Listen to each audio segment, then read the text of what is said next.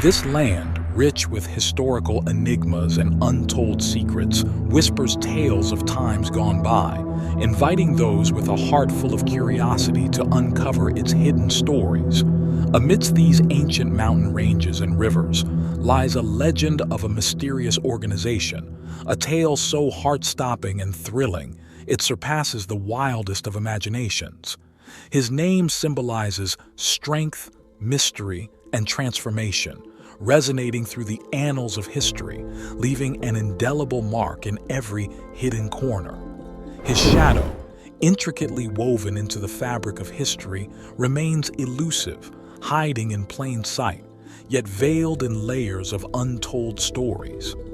We embark on a captivating journey, delving deep into the story of this legendary figure, peeling back the layers of time to reveal the secrets hidden within.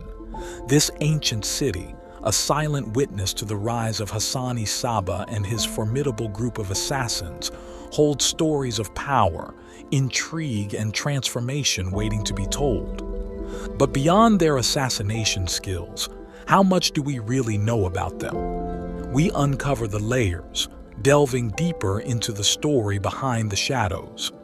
This history, filled with puzzles and enigmas, represents a significant chapter in the story of Hassan-i Sabbah, a name that stands for a misunderstood, feared, yet utterly captivating period in time.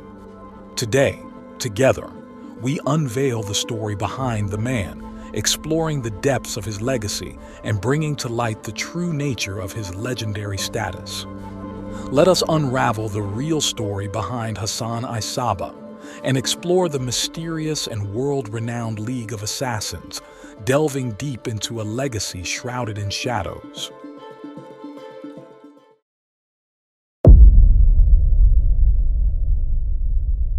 Picture this. We are navigating through the streets of 11th century Persia, a place charged with tension and brimming with vitality. In the ancient markets, people are whispering and engaging in animated discussions about the current state of affairs. In this era, one name was frequently whispered in the hushed tones of conspiracy and intrigue: Hassan-i Sabbah. Hassan-i Sabbah was born around 1050 in the city of Ray in Persia, which is present-day Iran, south of the capital, Tehran. This was not just a cradle of human civilization, but also an ancient culture woven through thousands of years of cultural, political, and military interplay. Persia has a rich history, being a center for scholarship, arts, and literature since ancient times. Its geographical location made it a crossroads of trade between the East and the West, and as such, it was often the focal point of conflicts between great empires. Hassan was born into a family with deep knowledge and power. In that era, a family's status and influence came not just from land and wealth, but significantly from knowledge and learning. Hassan's family were probably scholars, bureaucrats, or religious leaders in the community, a background that meant he was subjected to a rigorous education and training from an early age, as well as shouldering certain social responsibilities and expectations. The 11th century Persia was in the midst of a sectarian split within Islam. The major religious factions were the Sunnis and the Shias, and they were not only divided in doctrinal terms, but also frequently clashed over political power. Living in this environment meant that Hassan had to choose sides between these two major factions, or try to find a neutral path. His family's background meant that he was inevitably drawn into these political and religious games, trying to find his own place in it all. It was an era where the lines between politics and religion were blurred. The political scene was like a stormy sea, with religion being the wind that drove the waves. Faith and politics were interwoven, and religious factions often became synonymous with political struggles. In this context, how a young Hassan found his path becomes the focal point of our discussion today. In 11th century Persia, Hassan Sabbah, a young man of noble birth and extensive education, quietly rewrote his own destiny and the world around him. Have you ever thought about how one person can gather a multitude and establish a ubiquitous and formidable mysterious organization? Yes, this is the origin story of the Assassins. This organization extends beyond mere assassinations. It embodies a faith and a philosophy, upholding commitment to beliefs and ideals.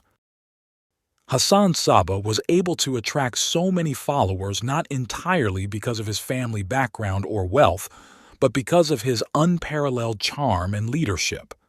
He knew well how to use strategy to find his own foothold in the complex political and religious environment of the time. First, his rhetoric was extremely persuasive. He knew how to use words to stir people's emotions, making them resonate with his ideas and goals. Each of his speeches could deeply move the audience and inspire admiration. Secondly, Hassan had an excellent strategic vision. He could not only predict changes in the political situation, but also knew when to adopt the right strategy. This thoughtful strategist role filled his followers with confidence, believing that following him would lead them down the right path. Furthermore, his personal charm was indispensable. He was generous to his subordinates, but ruthless to his opponents. This balanced personality trait enabled him to gain the loyalty of his followers while also suppressing dissenting voices. Becoming an assassin is no easy task. It goes beyond pure martial arts training. First, they must have excellent physical fitness, able to move quickly, climb flexibly, jump, and hide. These are just the beginning. Martial skills are not limited to attack techniques. They also include protecting oneself and striking at the right moment. From concealed weapons, swordsmanship to archery, everything must be mastered. Strategy is key. Assassins need to deeply understand the target's behavior, utilize the terrain and environment, and plan out a perfect attack strategy. Know that lurking is not just about physical concealment. One must also master how to blend into crowds and avoid the target's gaze. Finally, psychological tactics are extremely important. How to create fear, how to gain the psychological upper hand are all essential lessons for assassins. The training of an assassin transcends mere skill development. It is, in fact, a tight integration of art and philosophy. And all of this is to ensure that they can execute each mission successfully, precisely, and without leaving any traces. We all know how assassins carry out their missions, but do you know how they are selected? Hassan Sabbah placed great importance on loyalty and determination. Therefore, the individuals he chose were all people with strong beliefs and resolve. They were not just assassins, they were followers of Hassan, deeply believing in his philosophy and ideals. As time passed, the influence of Hassan Sabbah grew stronger, and so did his organization. However, behind every successful assassination, there is a story. These stories, filled with faith, sacrifice, strategy, and courage, are the eternal legends of the assassin organization. Now, as we look back on that era, we can't help but admire Hassan Sabbah's foresight and wisdom. He not only changed his own fate, but also altered the life trajectories of countless others, leaving behind a legend that will never fade away.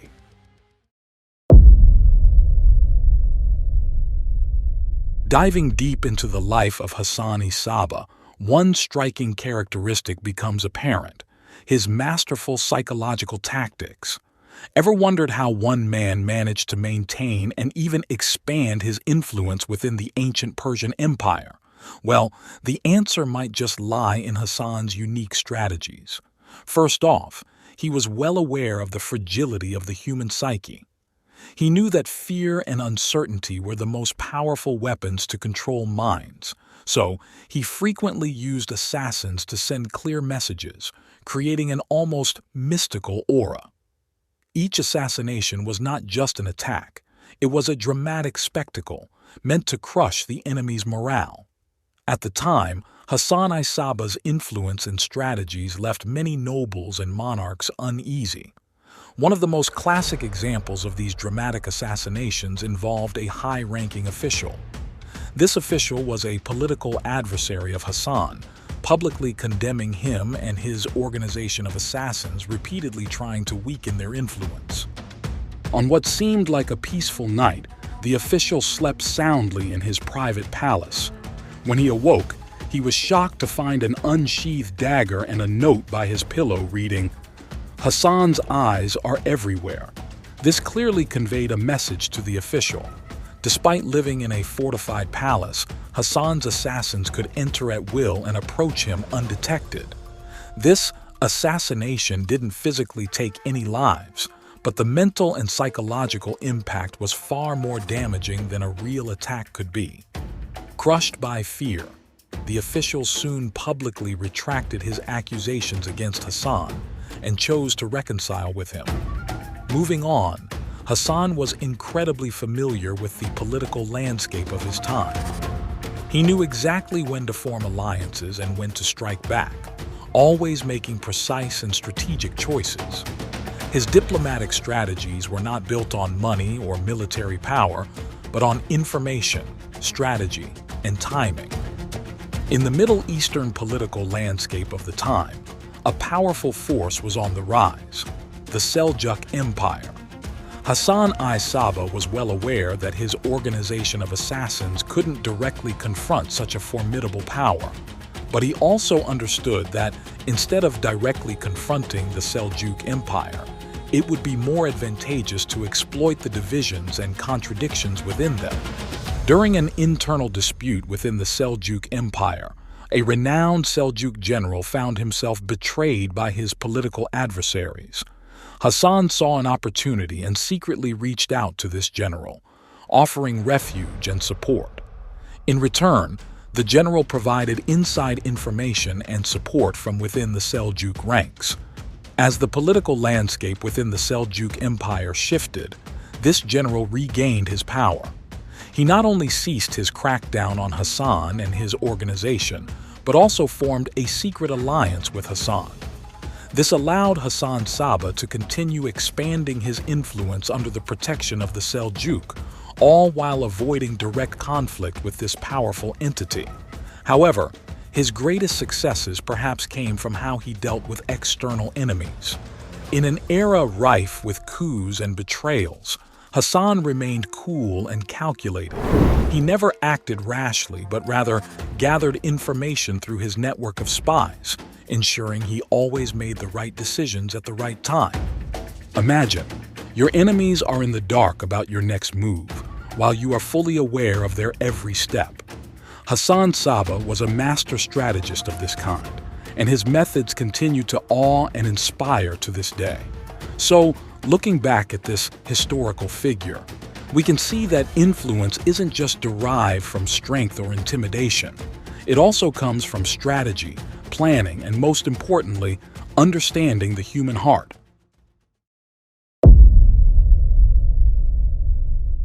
As we look back on the legendary journey of Hassan Sabbah and his assassin organization, we cannot ignore the real historical events and critical moments in their rise and fall. Let's delve into that era filled with conspiracy and power struggles to uncover the story behind the decline of the assassin organization. In Hassan Sabbah's later years, he faced unprecedented dilemmas.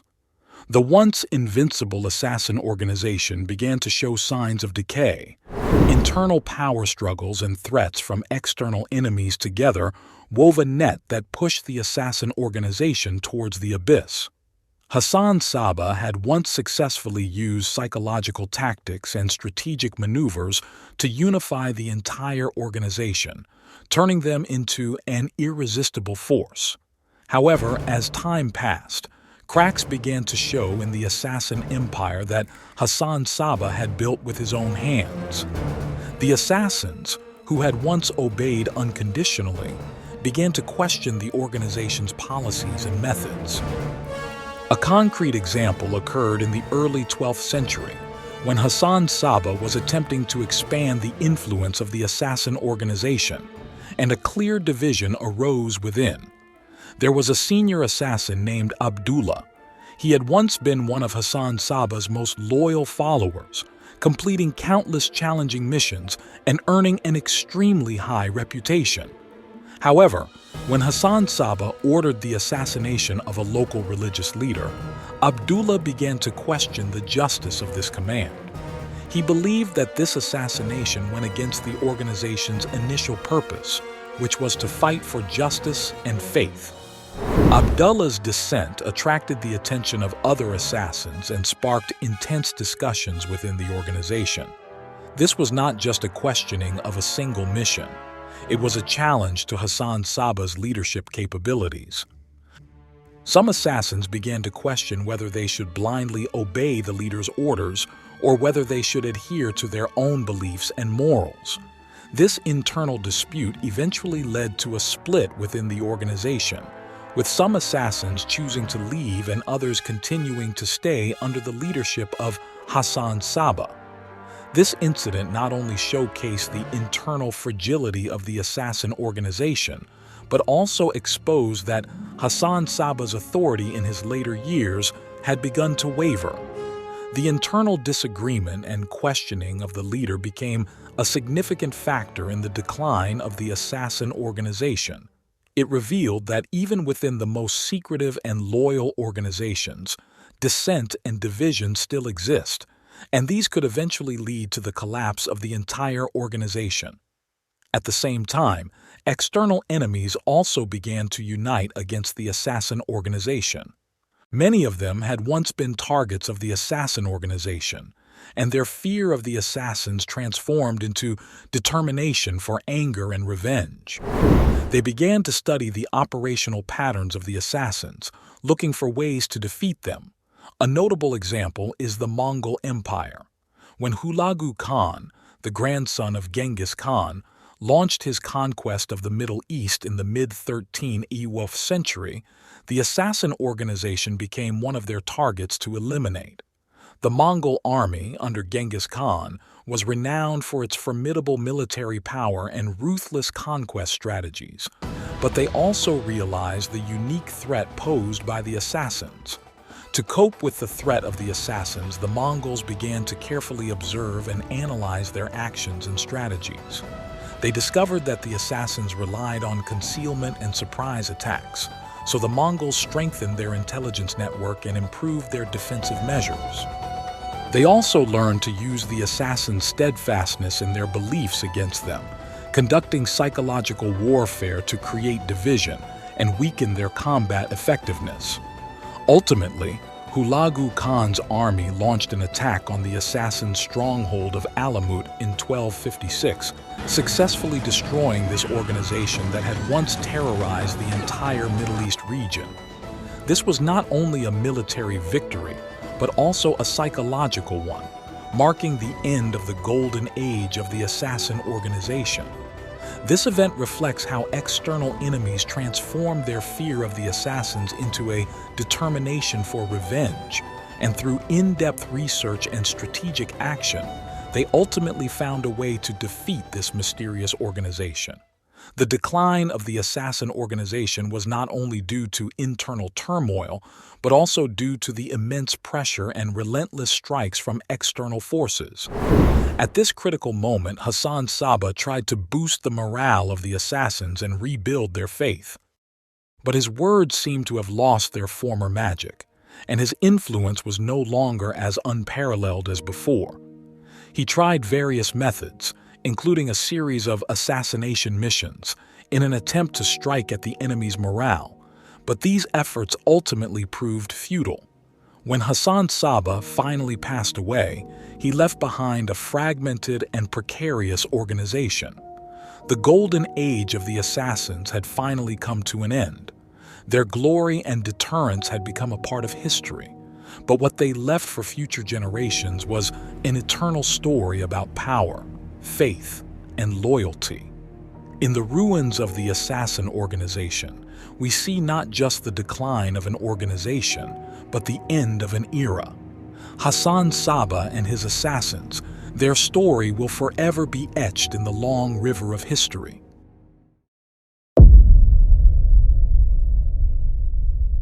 Hassan Sabbah and the assassin organization he founded. Their story transcends time and space and still provokes a wide range of discussions and evaluations to this day. In the Middle Ages, Hassan Sabbah and his assassins were synonymous with terror, and their names struck fear into people's hearts.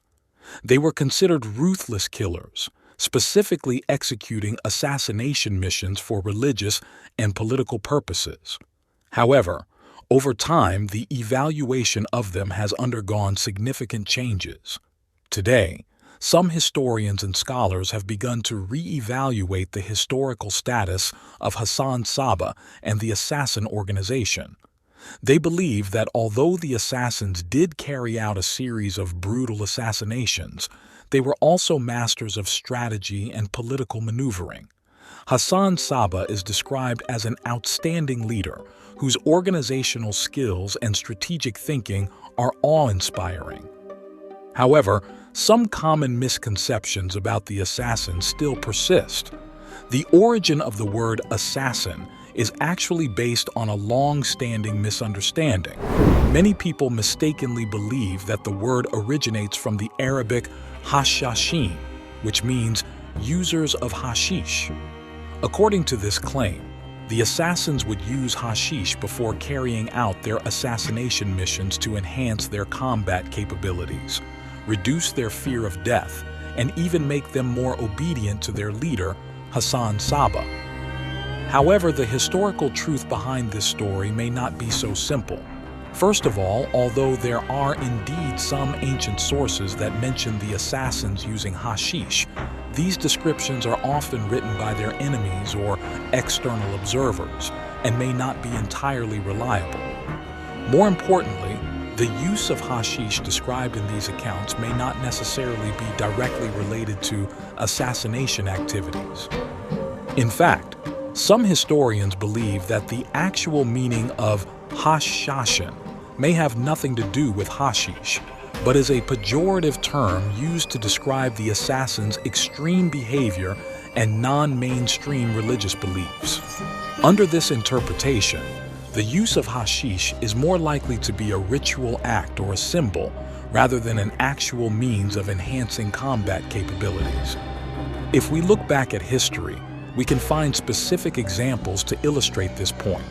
For instance, in the 12th century, a historian named Ibn al-Kifti described how an assassin was taken to a garden simulating paradise and given hashish before assassinating an official of the Abbasid dynasty. However, the focus of this description is not on the hashish itself, but on how the garden and religious propaganda were used to manipulate the assassin. The real history is likely to be even more complex than this. Hassan Sabbah cultivated his followers through extreme loyalty training and psychological manipulation, rather than relying on any external substances. His influence extended beyond his organization, and his political and religious ideas had a profound impact on the Middle East at the time. Fast forward to contemporary times, the story of Hassan Sabbah and the assassins has been revived in popular culture. They are depicted as mysterious and formidable warriors and have become a source of inspiration for numerous books, movies, and video games. This has not only revived interest in the assassins, but also added a layer of mystique to their historical status. In this story, we see how a complex individual and the organization he created have evolved over time. The story of Hassan Sabbah reminds us that history is never black and white. Assessments of the past require continual reflection and updating. We may never fully understand Hassan Sabbah and his assassins, but the mark they left on history is undoubtedly profound and enduring.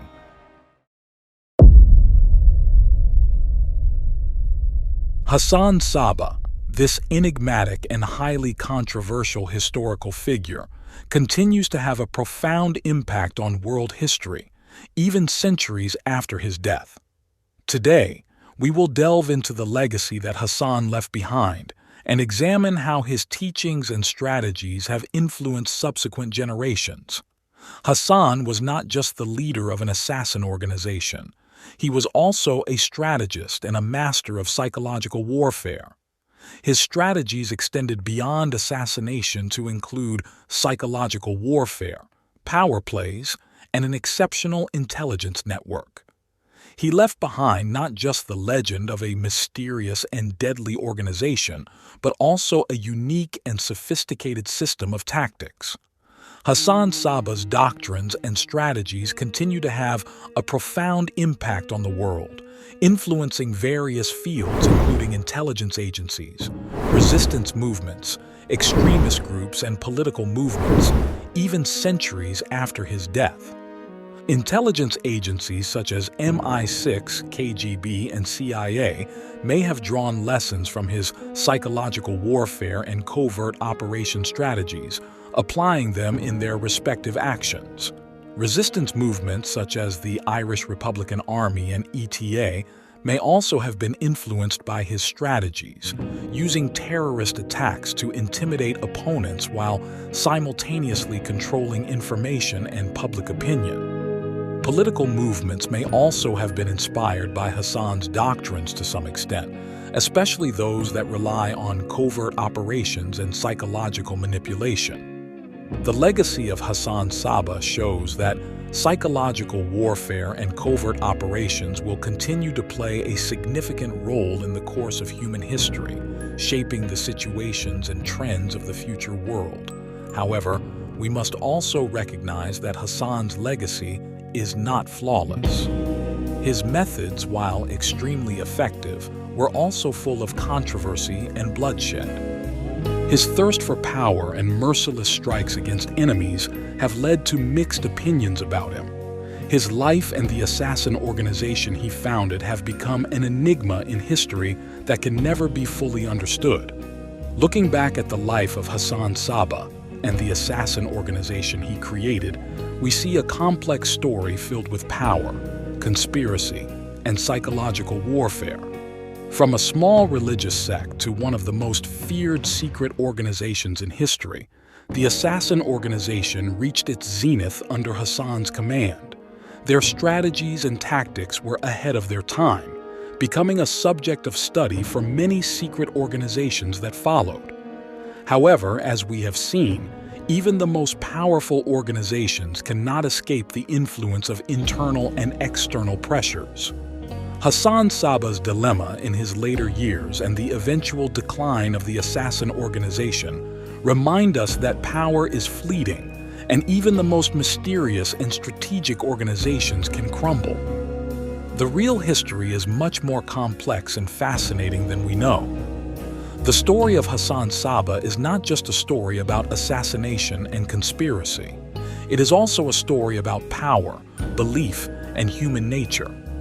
It reminds us to continually question, explore, and maintain a desire for the truth, as history always has more layers waiting for us to uncover and understand.